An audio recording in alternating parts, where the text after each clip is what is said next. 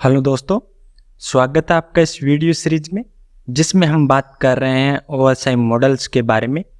आज हम इस वीडियो में बात करेंगे OSI मॉडल्स की लेयर्स के बारे में। तो चलिए शुरू करते हैं आज का सेशन OSI मॉडल्स लेयर।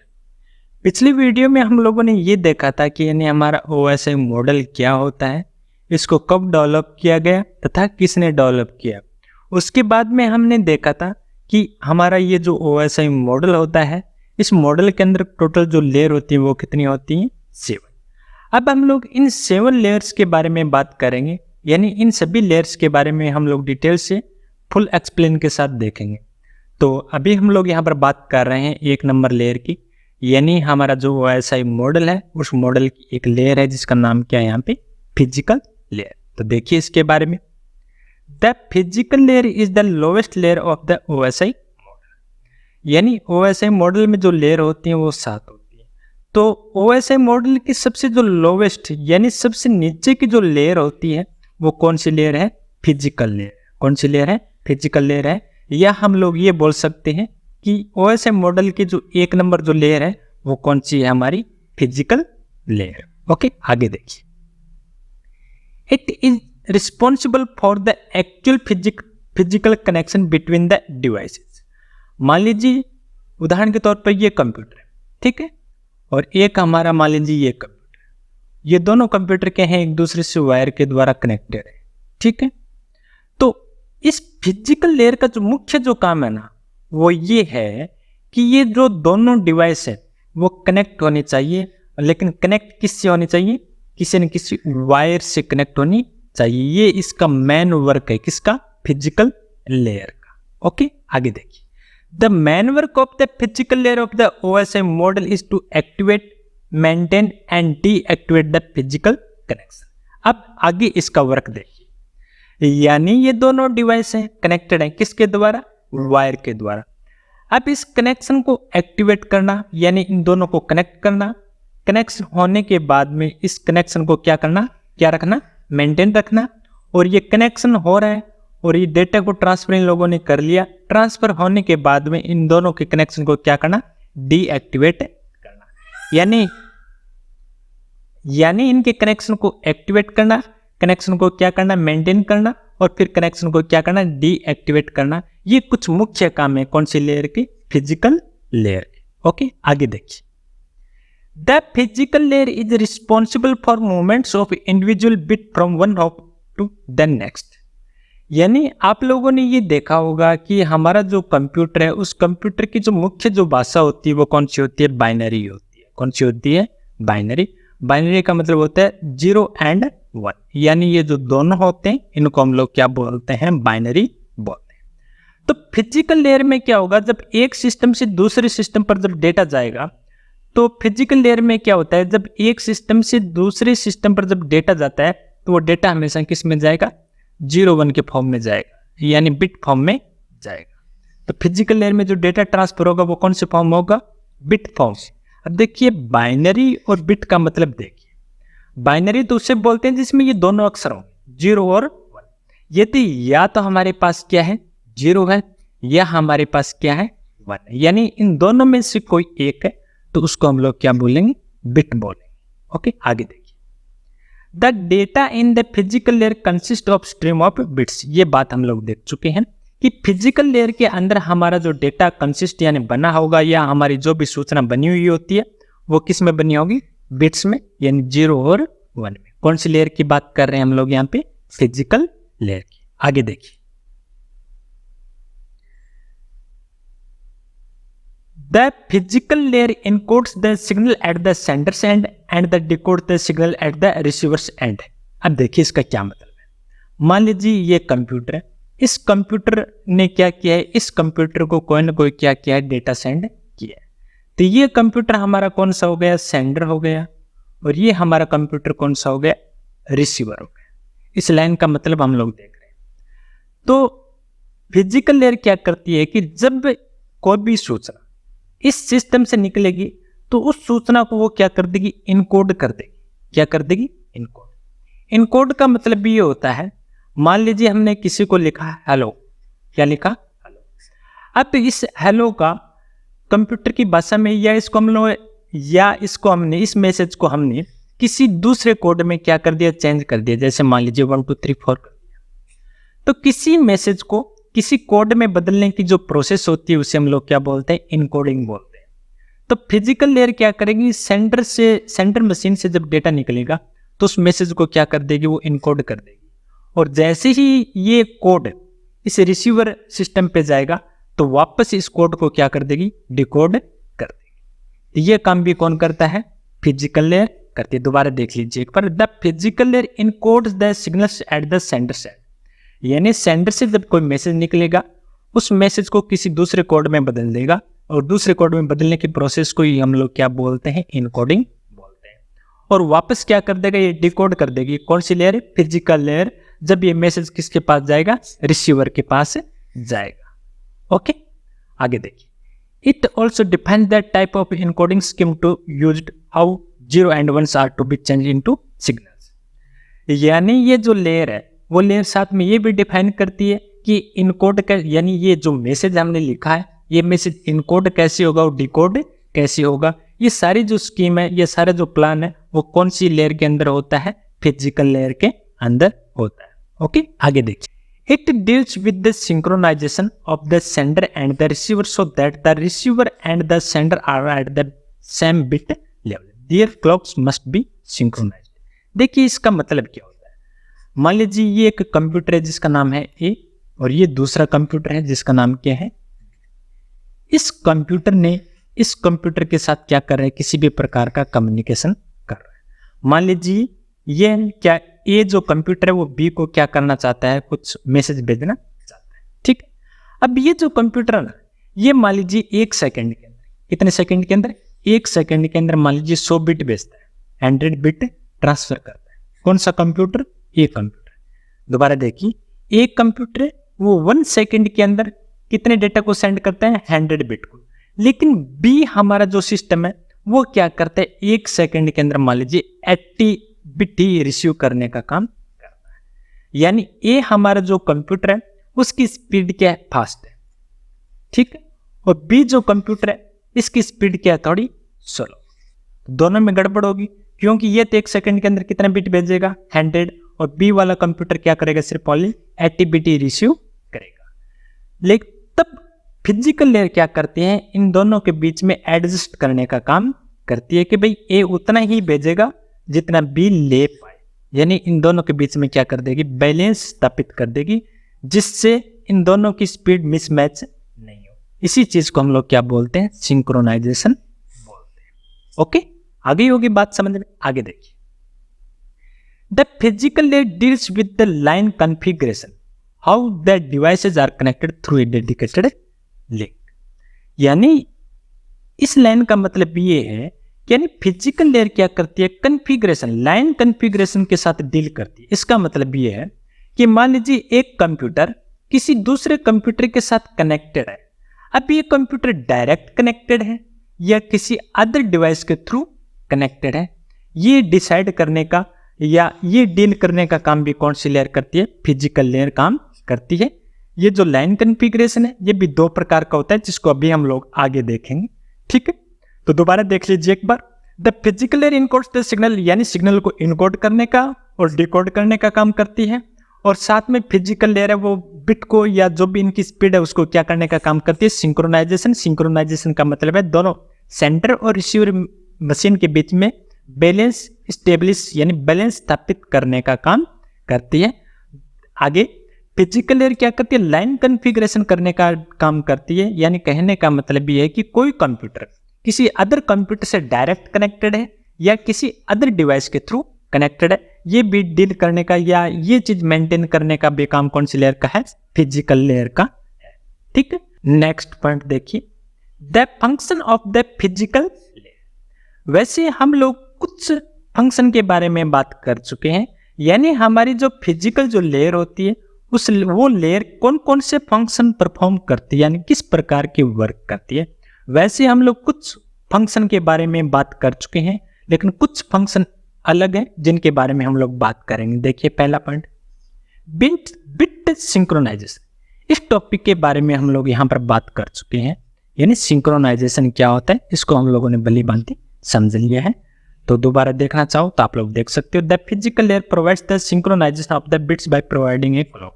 यानी इसका कहने का मतलब ये है कि सेंडर की और रिसीवर इन दोनों के बीच में डेटा को ट्रांसफर जिस समय होता है तो इनकी स्पीड मिसमैच नहीं हो, तो इनके बीच में बैलेंस स्टेब्लिश यानी स्थापित करने का काम कौन सी लेयर करती है, फिजिकल लेयर करती है। तो इनकी जो स्पीड होगी वो दोनों की क्या हो जाएगी, सेम हो जाएगी, यानी एक जैसी हो जाएगी, डेटा को मिसमैच नहीं होगा। इसी प्रोसेस को क्या बोलते हैं हम लोग, सिंक्रोनाइजेशन बोलते हैं। आगे है बिट रेट कंट्रोल। नाम से पता लग रहा है बिट रेट कंट्रोल, यानी एक सेकंड के अंदर मशीन कितना डेटा सेंड करेगी, यानी कोई कंप्यूटर कितना डेटा सेंड करेगा उसको भी कंट्रोल करने का काम कौन सी लेयर करती है, फिजिकल लेयर। देखो सिंक्रोनाइजेशन ये चीज अलग होती है और बिट रेट कंट्रोल ये अलग होती है, यानी फिजिकल लेयर ही डिसाइड करती है कि नंबर ऑफ बिट्स सेंड पर सेकेंड्स, यानी फिजिकल लेयर ये डिफाइन करती है कि हमारा जो सेंडर मशीन है वो एक सेकंड के अंदर कितने बिट डेटा को सेंड करेगा। ओके, नेक्स्ट वर्क देखिए, नेक्स्ट पॉइंट देखिए, फिजिकल टोपोलॉजी। थोड़ा सा एक बार हम लोग ये समझ लेते हैं कि टोपोलॉजी क्या होती है। तो आप लोग जानते होंगे कि दो या अधिक कंप्यूटर जब एक दूसरे से कनेक्टेड होते हैं तो उसको हम लोग क्या बोलते हैं, नेटवर्क बोलते हैं। क्या बोलते हैं, नेटवर्क। यानी हम लोग क्या कर सकते हैं, दो या अधिक कंप्यूटर को एक साथ कनेक्ट करके क्या बना सकते हैं, एक नेटवर्क बना सकते हैं। जब नेटवर्क में कंप्यूटर एक दूसरे के साथ जब कनेक्ट होते हैं, ये जब कनेक्ट होंगे तो इनके कनेक्ट होने से क्या बनेगी, एक शेप बनेगी, यानी एक आकृति बनेगी। या तो इन कंप्यूटर को हम लोग एक लाइन में जोड़ेंगे या इनको एक गोलाकार आकृति में जोड़ेंगे, यानी किसी न किसी आकृति में इन कंप्यूटर्स को नेटवर्क में हम लोग क्या करेंगे, एक दूसरे के साथ कनेक्ट करेंगे। तो नेटवर्क में कंप्यूटर्स को एक दूसरे के साथ कनेक्ट करने के बाद जो शेप यानी आकृति बनती है, उस शेप को या उस आकृति को हम लोग क्या बोलते हैं, टोपोलॉजी बोलते हैं। उदाहरण के लिए मान लीजिए यहाँ पे बात आ रही है रिंग टोपोलॉजी की। रिंग जानते हो कि गोल होती है, या हम लोग इस बात का आइडिया लगा सकते हैं कि रिंग का मतलब अंगूठी होता है, तो अंगूठी क्या होती है, गोल। जब एक गोलाकार आकृति में कंप्यूटर एक दूसरे से कनेक्टेड है तो ये एक शेप ही बनी है, यानी नेटवर्क में क्या बनी है, एक शेप बनी है। तो इस प्रकार ये जो शेप बनेगी तो इसे हम लोग एक टोपोलॉजी बोलेंगे, और इस टोपोलॉजी का नाम क्या होगा, रिंग टोपोलॉजी। ओके, इसी प्रकार यहाँ पे मेश, बस, स्टार, हाइब्रिड, ये हम लोग जब टोपोलॉजी का टॉपिक पढ़ेंगे उस टाइम इन चीजों को क्लियर करेंगे। लेकिन आप लोगों को यहाँ पे इतना देखना है कि एक नेटवर्क के अंदर कंप्यूटर के जुड़ने से जो शेप बनती है, जो आकृति बनती है, उसे टोपोलॉजी बोलते हैं। और ये जो टोपोलॉजी, जितनी भी टोपोलॉजी होती है वो सारी की सारी कौन सी लेयर के अंदर होती हैं, फिजिकल लेयर के अंदर होती है। ओके, नेक्स्ट देखिए ट्रांसमिशन मोड। ट्रांसमिशन मोड का मतलब ये होता है कि मान लीजिए एक कंप्यूटर से हम लोग क्या कर रहे हैं, दूसरे कंप्यूटर पर डेटा को क्या कर रहे हैं, सेंड कर रहे हैं। ठीक है, अब यहाँ पे ट्रांसमिशन मोड का मतलब यहाँ पर ये है कि मान लीजिए उदाहरण के तौर पे ये हमारा टीवी है। क्या है, टीवी। ये कंप्यूटर नहीं है बल्कि क्या है, हमारा एक टीवी। तो आप लोगों ने देखा होगा कि हमारी जो डिश वगैरह होती है उससे सिग्नल हमारे टीवी के पास आते हैं। टीवी कभी भी डिश को क्या नहीं करता है, सिग्नल सेंड नहीं करता है। इसी प्रकार आप लोगों ने एक नाम सुना होगा, वॉकी टॉकी। वॉकी टॉकी, तो वॉकी टॉकी में क्या होते हैं कि दो पर्सन एक दूसरे से जब बात करते हैं तो इनमें क्या होता है कि मान लीजिए जब ये पर्सन बोलता है तो इस दूसरे पर्सन को केवल क्या देगा, सुनाई देगा। यदि यह बीच में यानी 2 नंबर पर्सन यदि बोलने की कोशिश करेगा तो 1 नंबर पर्सन को कभी भी सुनाई नहीं देगा। ठीक है, जब 1 नंबर अपना बोलने का काम कंप्लीट कर लेता है तो ये ऑर्डर देता है दूसरे को कि भाई अब आप बोल सकते हो। अब जब 2 नंबर बोलेगा तो कौन सुनेगा, 1 नंबर।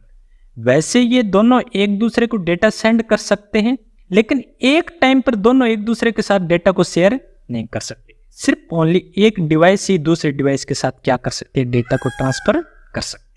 तीसरा उदाहरण समझिए, ये हमारा मोबाइल है, ये हमारा मोबाइल दूसरा है।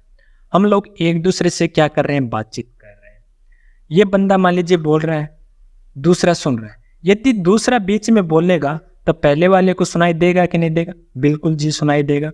तो मोबाइल क्या कर सकते हैं, एक समय में एक दूसरे के साथ डेटा को क्या कर सकते हैं, सेंड या रिसीव दोनों काम कर सकते हैं। वॉकी टॉकी में या तो एक समय में रिसीव होगा या सेंड होगा, लेकिन टीवी में सिर्फ ओनली क्या होगा, रिसीव होगा, न कि सेंड। तो इसी मोड को, यानी हम लोगों को ये देखना है कि हमारी जो डिवाइस है वो डिवाइस सिग्नल को सिर्फ ओनली रिसीव करती है या सेंड करती है, या सेंड और रिसीव दोनों करती है, या दोनों एक टाइम पे करती है। इसी चीज को हम लोग क्या बोलते हैं, ट्रांसमिशन मोड। अब ट्रांसमिशन मोड के अंदर होता है सिंप्लेक्स। सिंप्लेक्स के अंदर ये होता है कि कोई भी मशीन है वो या तो डेटा को क्या करेगी, सेंड करेगी, या क्या करेगी, रिसीव। जिस प्रकार उदाहरण के लिए मान लीजिए हमारा कीबोर्ड है। कीबोर्ड कोई भी इंस्ट्रक्शन कंप्यूटर को दे सकता है, कंप्यूटर कभी भी कीबोर्ड को इंस्ट्रक्शन नहीं दे सकता। तो सिंप्लेक्स वो डिवाइसें होती हैं या वो मोड होते हैं जिनमें से सिर्फ ओनली एक तरफ से ही कम्युनिकेशन होता है। नेक्स्ट है हमारा हाफ डुप्लेक्स। हाफ डुप्लेक्स में बोथ साइड से कम्युनिकेशन होता है, लेकिन एक टाइम पे या तो सेंड होगा या रिसीव होगा, जैसे हम बात कर रहे थे वो की टॉकी की। फुल डुप्लेक्स में एक टाइम पर हम लोग क्या कर सकते हैं, दोनों साइड से, बोथ साइड से हम लोग कम्युनिकेशन कर सकते हैं, यानी सेंड और रिसीव दोनों काम कर सकते हैं। तो हम लोगों को सिर्फ ओनली बात एक बार ये करनी है कि हमारे ये जो ट्रांसमिशन जो मोड होते हैं, सिंप्लेक्स, हाफ डुप्लेक्स और फुल डुप्लेक्स, ये तीनों जो ट्रांसमिशन मोड होते हैं ये कौन सी लेयर में आते हैं, फिजिकल लेयर के फंक्शन। ओके, आगे देखिए। आगे हमारा यहाँ पे एक टॉपिकल लाइन कॉन्फ़िगरेशन। वैसे इस टॉपिक को हम लोग थोड़ा सा टच कर चुके हैं, लेकिन डिटेल में देखिए थोड़ा सा। लाइन कॉन्फ़िगरेशन के अंदर पहला पॉइंट देखिए, point two point configuration.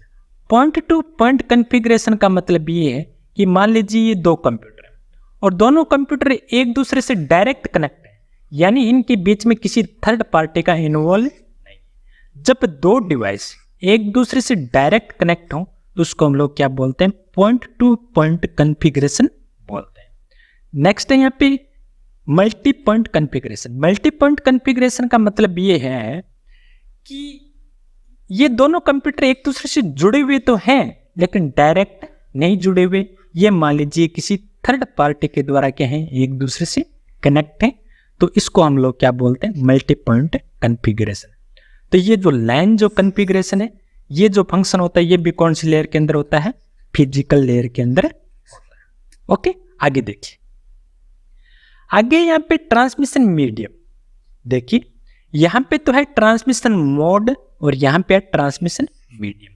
Transmission medium का मतलब आप लोग समझ गए होंगे कि मान लीजिए दोनों कंप्यूटर एक दूसरे से कनेक्ट है। अब ये कनेक्ट वायर के द्वारा है या विदाउट वायर है, ये हम लोगों को देखना है।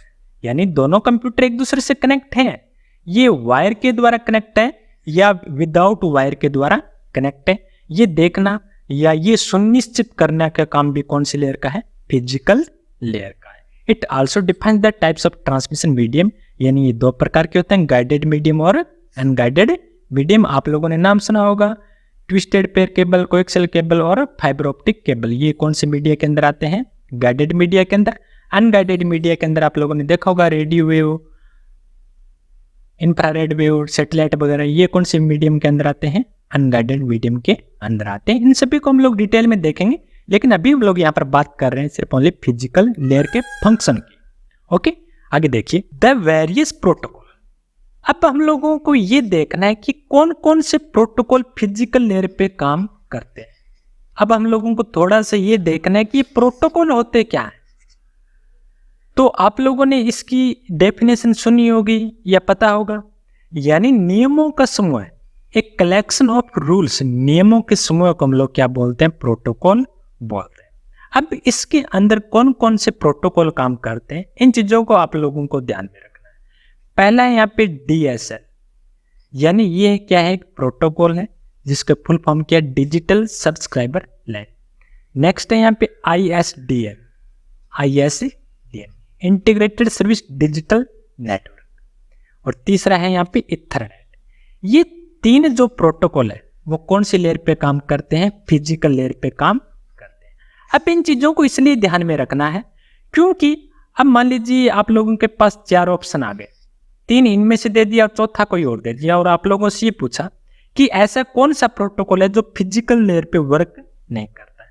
तो ये चीजें ध्यान में होंगी तभी आप लोग किसी भी क्वेश्चन को कर सकते हो, अदरवाइज तो थोड़ी दिक्कत ही होती है। आगे देखिए, द वेरियस डिवाइस, यानी हमारी ये जो फिजिकल लेयर होती है, इस फिजिकल लेयर के अंदर कौन कौन सी डिवाइस कनेक्टेड होती है जो फिजिकल लेयर पे वर्क करते हैं। जिस प्रकार प्रोटोकॉल होते हैं उसी प्रकार कुछ ना कुछ क्या होती हैं, डिवाइस होती हैं जो कौन सी लेयर पे वर्क करती हैं, फिजिकल लेयर पे वर्क करते हैं।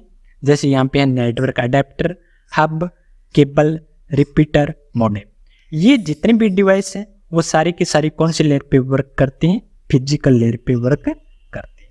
ठीक है, तो आज हम लोगों ने पढ़ा है फिजिकल लेयर, यानी फिजिकल लेयर किस प्रकार काम करती है और फिजिकल लेयर के फंक्शन क्या है और फिजिकल लेयर पे कौन कौन से प्रोटोकॉल काम करते हैं और फिजिकल लेयर पे कौन कौन सी डिवाइसेज काम करती हैं। ओके, अब इन चीजों को हम लोग जल्दी जल्दी एक बार दोबारा रिपीट कर लेते हैं।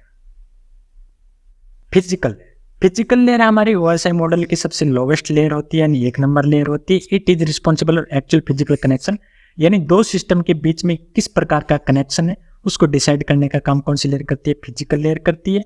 अब ये जो कनेक्शन हुआ है इस कनेक्शन को एक्टिवेट करने का, मेंटेन करने का और डीएक्टिवेट करने का भी काम कौन सी लेयर का है, फिजिकल लेयर का है। फिजिकल लेयर पे जब डेटा सेंड होते हैं एक दूसरे कंप्यूटर के साथ, वो हमेशा किस में होते हैं, 0 और 1 में होते हैं। फिजिकल लेयर पे हमारे जो भी डेटा बनेंगे वो स्ट्रीम ऑफ बिट्स में यानी 0 और 1 में ही कंसिस्ट होंगे। ओके, आगे देखिए, यानी फिजिकल लेयर क्या करती है कि जब सेंटर मशीन से कोई डेटा निकलता है उसको इनकोड कर देता है और जो भी मैसेज इनकोड हुआ है उसको रिसीवर मशीन पे क्या कर देगा, डिकोड कर देगा। ओके, आगे देखिए, ये है फिजिकल लेयर क्या करती है कि सिंक्रोनाइजेशन करने का काम करती है। सिंक्रोनाइजेशन का मतलब ये है कि मान लीजिए कोई कंप्यूटर है, इस कंप्यूटर की स्पीड ज़्यादा है और इसकी क्या है, थोड़ी स्लो है, तो इन दोनों के बीच में मेंटेन करने का काम कौन सी लेयर करेगी, फिजिकल लेयर करेगी। और इस प्रोसेस को हम लोग क्या बोलते हैं, सिंक्रोनाइजेशन बोलते हैं।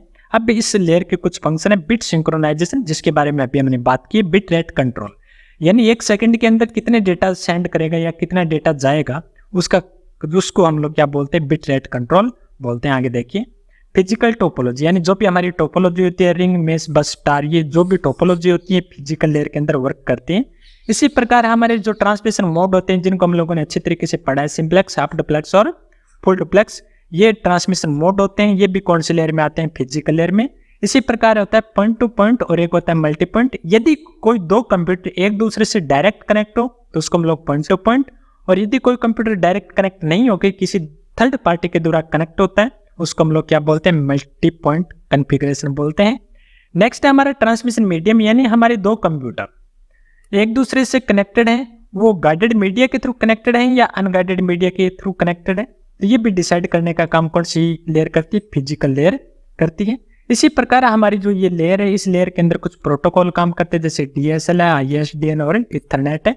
इसी प्रकार यहाँ पे कुछ डिवाइसेज का नाम है, जैसे network adapter, hub, cable, repeater और मॉडेम। ये हमारे क्या डिवाइसेज है और ये हमारे क्या प्रोटोकॉल हैं जो कौन सी लेयर पे काम करते हैं, फिजिकल लेयर पे काम करते हैं। ओके, तो हमने बात की है फिजिकल लेयर की।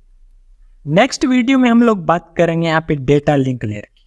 कौन सी लेयर की, डेटा लिंक लेयर। यदि आप लोगों को फिजिकल लेयर से रिलेटेड या OSI मॉडल यानी जितना भी मैटर हम लोगों ने पढ़ा है उससे रिलेटेड यदि आप लोगों की कोई क्वेरी यानी क्वेश्चन हो तो आप लोग मुझे मेल कर सकते हो या आप लोग मुझे कमेंट बॉक्स में टाइप कर सकते हो। वीडियो देखने के लिए आप लोगों का धन्यवाद।